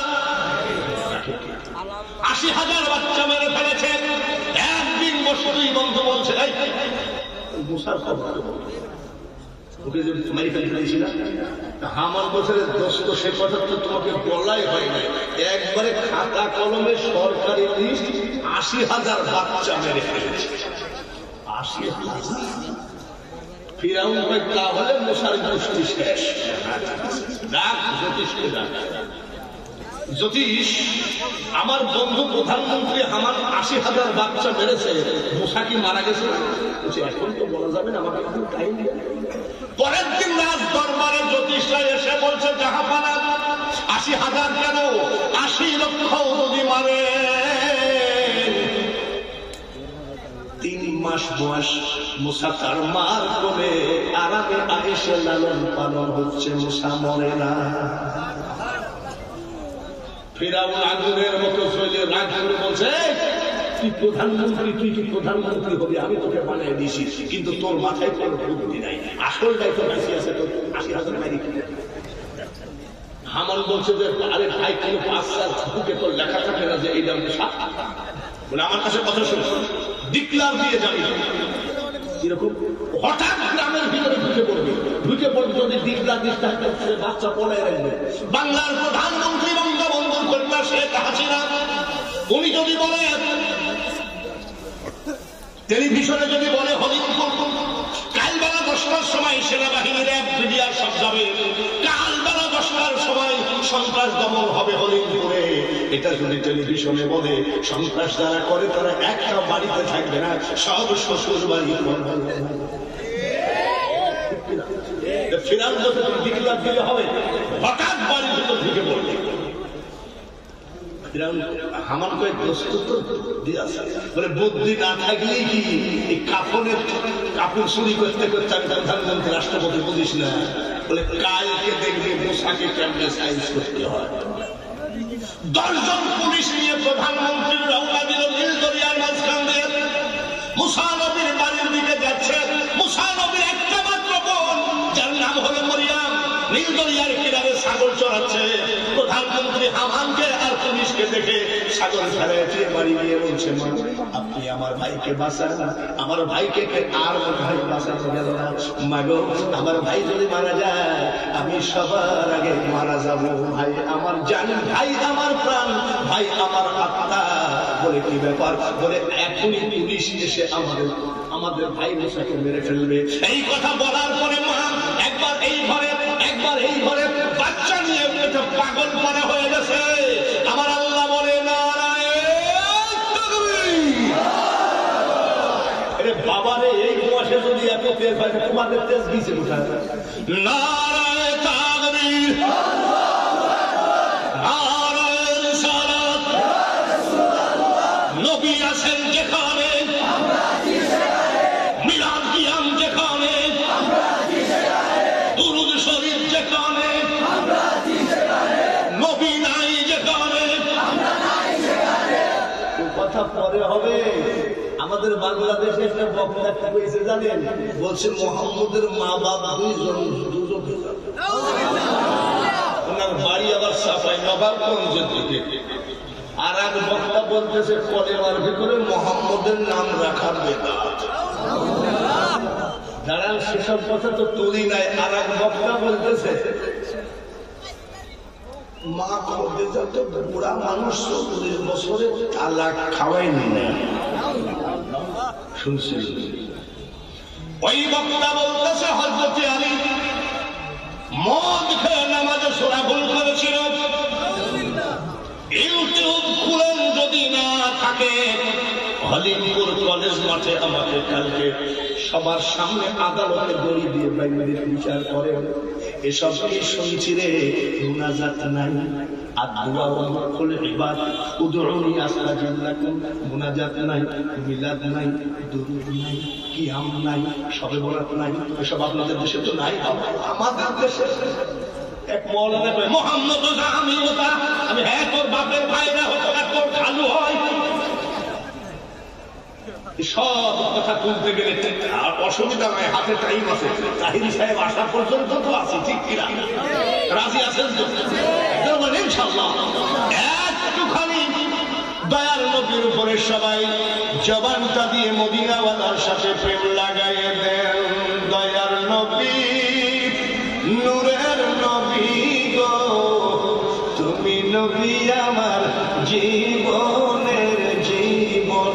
সবাই নবী আমার নবী গো, তুমি নবী আমার জীবনের। যেই বেয়াদব বলেছে মা খদিজাতুল কুবরা দুইবার খাওয়াই না, আর মা খদিজাতুল কুবরা কি হলো? দেখে নবীর মুজিজা ভাগ্যবতী মা খদিজা, মারহাবা, জীবন যৌবন করিলেন অর্পণ। দয়ার নবী, নূরের নবী গো, তুমি নবী আমার আপনের আপন। একটু জবানটা ছেড়ে দিয়ে পড়ি আল্লাহুম্মা, জোরে জোরে সাল্লি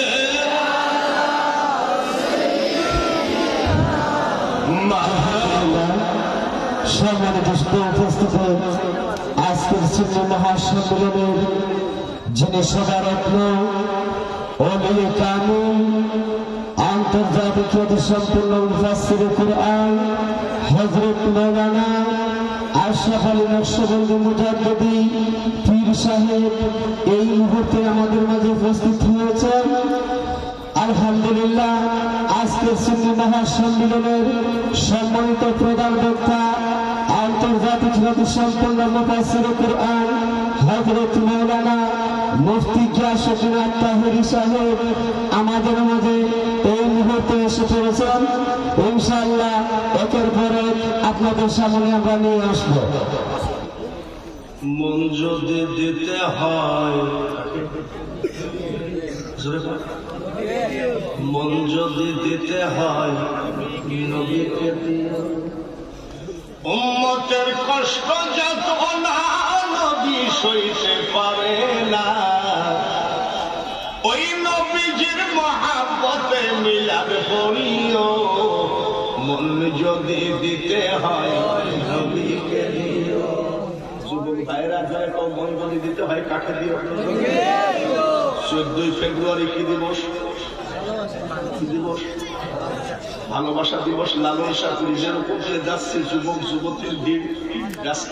একদল একটা যুবক এরকম করে মোবাইলটা বের করছে। ভুলতে পারো তুমি বন্ধু, আমি ভুলি না। মরণকালে একবার যেন তোমার দেখা পাই আমার সোনা বন্ধু। এরকম গান গায় না, কিন্তু স্লোগানটা মন যদি দিতে হয়। উম্মতের কষ্ট যত না নবী সইতে পারে না, ওই নবীজির মহাব্বতে মিলাদ পড়িও। ওই দিন ধরে গান গাইলাম, যে মহিলার প্রেমে পড়েছিলাম, মহিলার প্রেমে গান গাইলাম। মহিলা কয়েকদিন পলাইয়ে গেছে, আমি তো জানি না, আমি তো তোমার লাইনে নাই। হঠাৎ করে ওই ছেলেটা বসে বসে কাঁদতেছে আর গান গায়, আগে যদি জানতাম রে বন্ধু, তুমি যাই বাজে ছাড়িয়া দু চরণ বান্ধিয়া রাখতাম মাথার কেশ দিয়া রে। আগে যদি জানতাম বন্ধু রে। আমি আব্বা, তুমি কান্দ কেন? বলে হুজুর 12,000 টাকা ফ্ল্যাক্সি রোড দিলাম, 6,000 টাকা দামের নোকিয়া মোবাইল দিলাম। ওই মহিলার নতুন বিলের দিয়ে মহিলার নাম লিখেছি। বাবারে কি পিরিত করেছে যে চামড়া কাটি ফেলাইছে। আমি তারপর বলে হুজুর লালন শর্মা যাই গিয়ে দেখি ওই মহিলা আমার মোবাইল আর আমার ফ্ল্যাক্সি রোড দিয়ে আরেকজনের গলা জড়াই ধরে এইসব কষা পিরিত বাদ করে যুবক বাদ দে। জয় ধর আমার নবীর কদম, জয় ধর অলির কদম, ধর চরণ ছেড়ো না। দয়াল মুর্শিদ কাউকে ফেলে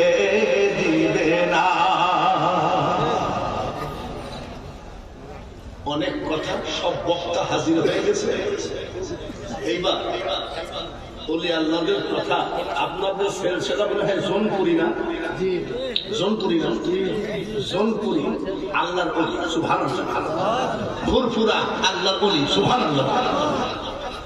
আগেকার পীরের ব্যাগ খুঁজলে পাওয়া যায় তো জায়নামাজ, তসবিহ, টুপি। আর কুষ্টিয়ায় কিছু পীর দেখা যায় তাদের ব্যাগ খুললে পাওয়া যায় নারকেলের শোভলা। কি পাওয়া যায়? আর এত বড় কি জানি একটা ফলকি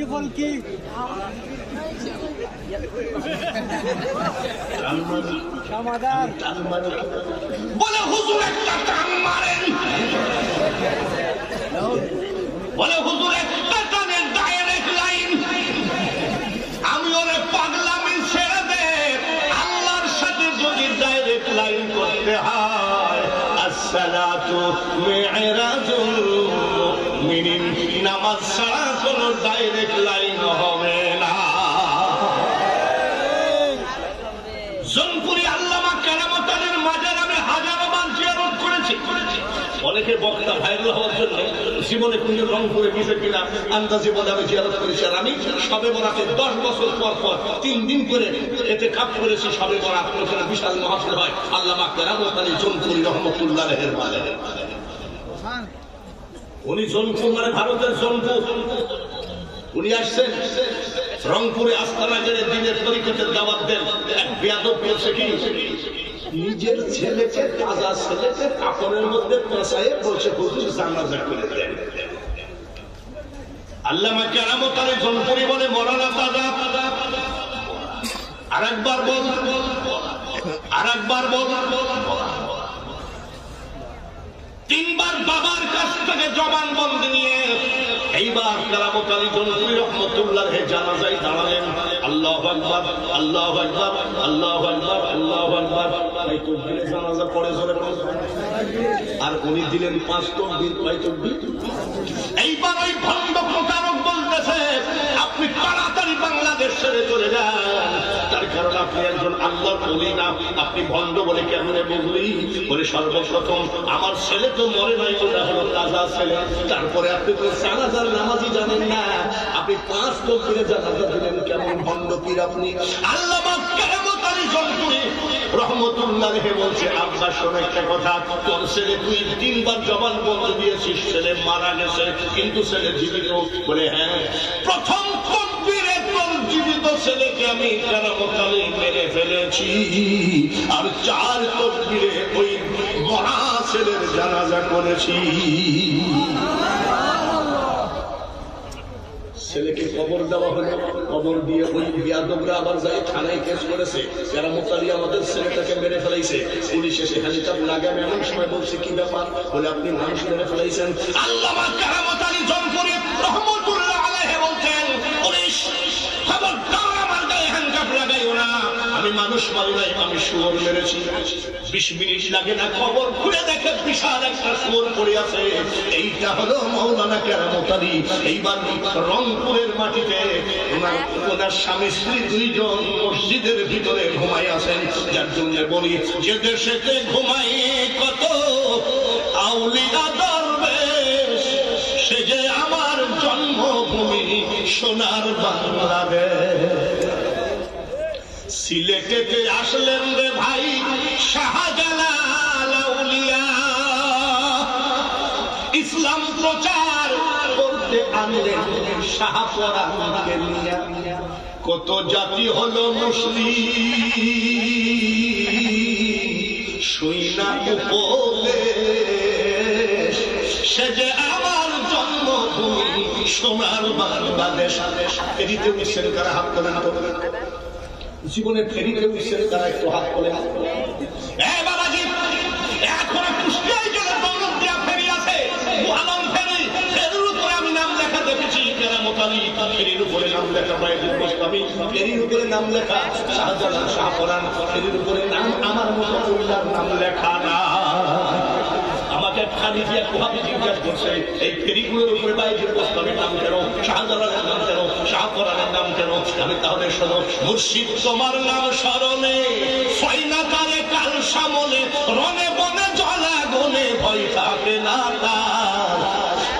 পাক নামে ভরসা করি দিয়াছি সাকার তুমি পার করো ডুবাই আমার মহিমা তোমার যার পীর যার মুর্শিদ আছে তার নৌকা জীবনে ডুববে না বলি আল্লাহদের উপরে যার অগাধ বিশ্বাস আছে জীবনে তার অসুবিধায় পড়বে না এই বাংলাদেশে একটা ভাইরাল হয়ে গেল এক লাফি কি বলছে জানেন মাজার গুলো ভেঙে দাও মুড়িয়ে দাও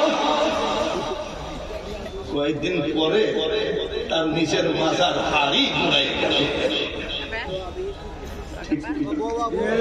এইবার বাবাজি আর একটা বক্তা নাকি জানি না বলতেছে আমি যদি কোনদিন ক্ষমতায় যাই শাহজালালের মাজারটাকে লাঠি মেরে ভেঙে দিব বেশি দিন যায় নাই 1.5 বছর হয় নাই পায়ে পাথর ধরেছে সিঙ্গাপুরে যায় পা কেটেছে কিন্তু বাঁচতে পারল না পা কাটা অবস্থায় ওই বেঈমান ওলিদের শত্রু দুরুদের শত্রু মিলাদের শত্রু কিয়ামের শত্রু শবে বরাতের শত্রু কারবালার শত্রু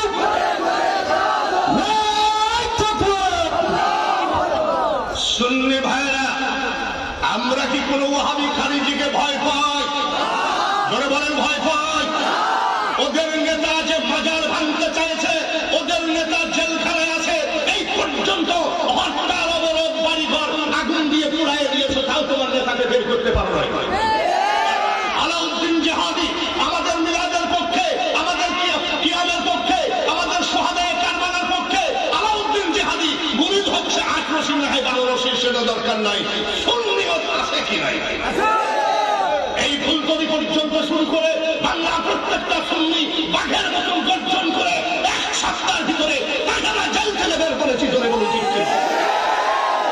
আমি আপনাদের কাছে অনুরোধ করি পীর জালজা সিলসিলা জালজা মাফলাত জালজা কিন্তু সুন্নিয়ত সভা যদি এইভাবে আমরা সবাই এক জায়গায় হয়ে লড়াই না করি এই বেঈমানের বাচ্চারা বাংলার ওলিদেরকে অসম্মান করবে বাচ্চারা দুরুদ কিয়াম উঠায় দেবে আপনারা কি চান দুরুদ কিয়াম উঠে যান আপনারা কি জান 360 আউলিয়া যে গোলগোবিন্দর অত্যাচারে মুসলমানি দেওয়া যায় নাই যে গোলগোবিন্দর অত্যাচারে গরু জবাই করা যায় নাই সেই গোলগোবিন্দকে ধ্বংস করে আজকে সে জায়গায় মসজিদ মাদ্রাসা তুলেছে সেই মাদ্রাসার উস্তাদ কি আর বলবো আমরা জিয়ারতে যাই আল্লাহ তীর্থকারী মানে কুষ্টিয়ার একজন বিখ্যাত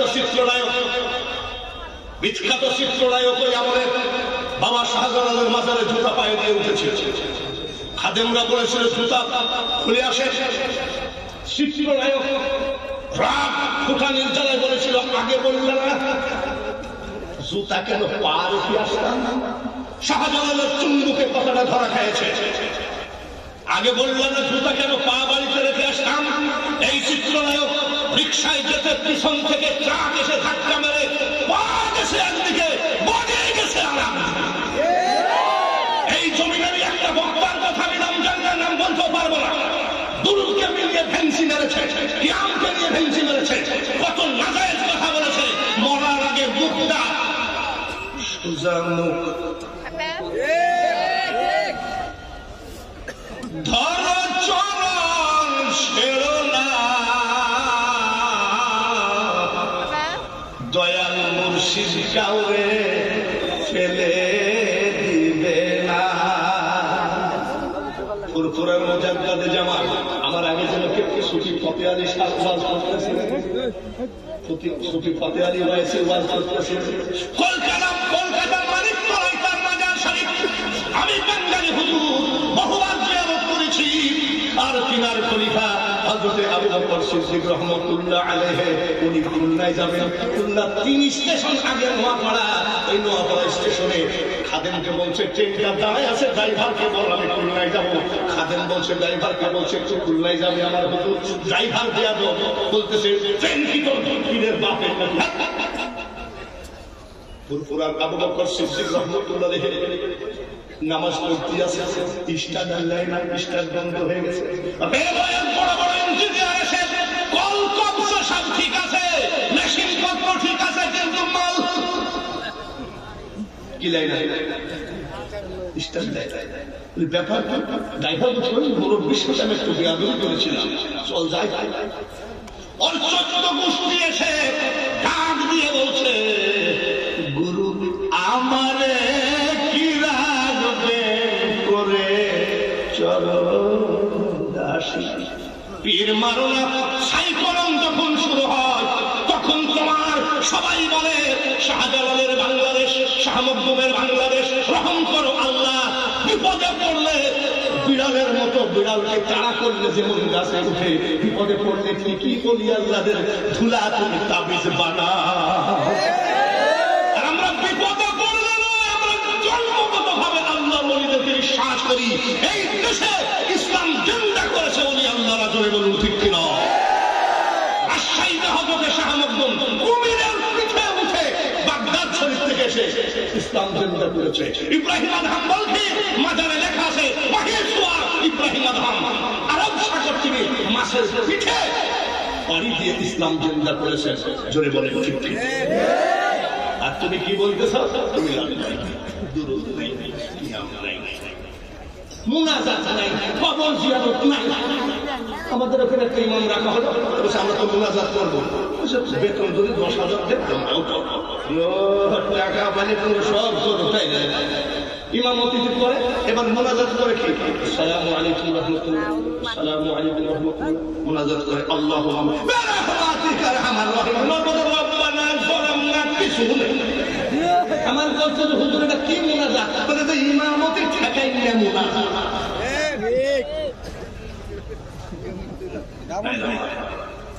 বন্ধুরা, হুজুর আপনি কি খুলনায় যাবেন না? ফুরফুরা বিশ্বাস করছে বাবা আমার যাওয়ার দরকার। হুজুর আপনি যদি আজকে খুলনায় না যাচ্ছেন, যদি না ওঠেন, কিয়ামত পর্যন্ত হুজুর তো এই ট্রেন আর স্টার্ট নেবে না। ফুলতলি বিশ্বাসকে বেইজ্জতি করেছিল।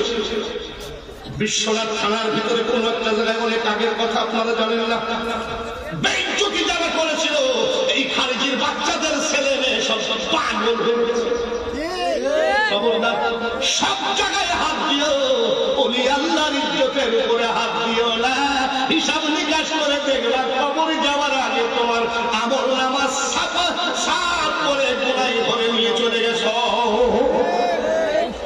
আমি লন্ডনে যাচ্ছি ওয়াজ করতে, পাশে একটা লোক বসে বসে চাচা কই যাবে? বলে লন্ডন। কেন? বলে ওয়াজ আছে, মাহফিল আছে। বলে যাইয়ে বলে আপনাকে অ্যারেস্ট করবে। আমি কি চুরি করতে যাচ্ছি নাকি আমাকে অ্যারেস্ট করবে কেন? বলে চাচা যাইয়েন না, আপনার চেহারার মধ্যে লাদেনের মিল আছে। চিন্তা করতে পারি আমার চেহারার মধ্যে বলে লাদেনের মিল আছে। এখন আমি একটু লাইফ থেকে লাভ দিব নাকি? লাভ দিতে দিবে নাকি? ইমিগ্রেশনে পাসপোর্ট জমা দিলাম, এক লোক দেখি তেল পোড়া মারতেছেন। বলে কবিরাজ তেল পোড়া দিছে, এটা মাখলে কি হবে? কি বলে ইমিগ্রেশন পাসপোর্ট আর একজন আবার দেখি ভাই কোন দোয়া করতেছেন? বলি ইয়া হাল্লাল আল মুশকিলাত, ইয়া হাল্লাল আল মুশকিলাত। আমি তো ইয়া হাল্লাল আল মুশকিলাত তো পড়ছি না, আবার তেল পোড়াও নাই। আমি এখন কি করি? পাসপোর্ট জমা দেওয়ার সময় আমি বললাম আমার মুর্শিদ ধনের চরম ধুলা যে করেছে শিরেরা, কোটি কোটি শত্রু দরে কি করিতে পারে তা। আমি অনুনয় বিনয় করি রে ছেলেরা, 42 বছর ওয়াজের বয়স, 77 বছর আমার জন্মগত বয়স। এই বয়সে কত দেখেছি যারা ধ্বংস হয়ে চলে গেছে, তারাই নবী ওলির সাথে বেয়াদবি করে মরে গেছে। আমাদের কুষ্টিয়ার বাঙালি হুজুর নামে সে বলতেছে তামাম কুরআন শরীফ পড়ে দেখেছি নবীকে মহব্বত করতে হবে এমন কোন আয়াত আমি পাইনি। আর আমরা বলছি মানুষ বানাইছে আল্লাহ প্রেমের কারণে, প্রেমের ডুবি বান্ধ নবীজির রসনে।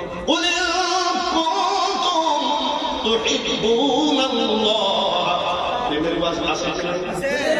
উনি আবার কি বলছে জানেন? অল্প বয়সী একটা বক্তা কুষ্টিয়ায় আসেন, হয়তো বা আপনারা নাম জানলেও জানতে পারেন। আমাকে বলছে বাঙালি হুজুর কোন বক্তায় না। আর আমি বলেছিলাম আমি যখন বক্তা হয়েছি তোমার মার বিয়েও হয় নাই। এই বক্তাটা আবু লাহাবকে আওলাদের রাসূল বলে ঘোষণা করেছে। কয়েকদিন পরে বক্তা এখন দিন থেরাপি চলতেছে, ওই লাল দালানের মধ্যে বেড রেস্টে আছে। খবরদার সব জায়গায় হাত দিও। এই বাংলার আচ্ছা দেখেন তো আমার এই বয়সে এত চলে চিল্লানো যায় কি চিল্লাচ্ছি কি জন্য জানে? আমি যে শাহজালালের গোলাম আছি, আমি এখানে আসছি তো মোরার বল 120 জন আউলিয়া শুয়ে আছে হযরত নাসিরউদ্দিন সিফাউসালা। আমি তোমার জমিতে আসছি, আমার কোনো পুঁজি পাট্টা নাই, তোমরা যদি একটু নজর করো তাহলেই পুঁজি পাট্টা। আমরা মাজার জিয়ারত করে যাবো কি করে? এই হাদিসের কথা, এই ওয়াহাবির কথা একটু চলবে।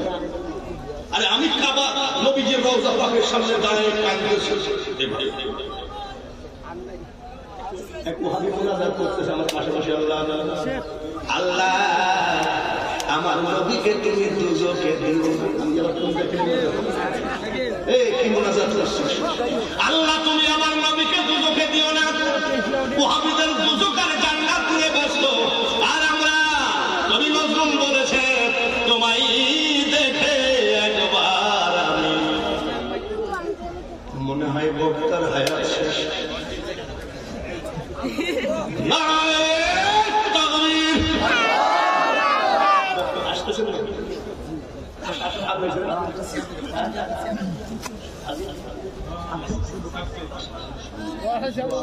সুবহানাল্লাহ। আলহাজ শেখ মোহাম্মদ আশরাফ আলী নকশবন্দি ওয়া মুজাদ্দিদি। দেখো আল্লাহর ওলি আছে কি নাই সবাই বলেন।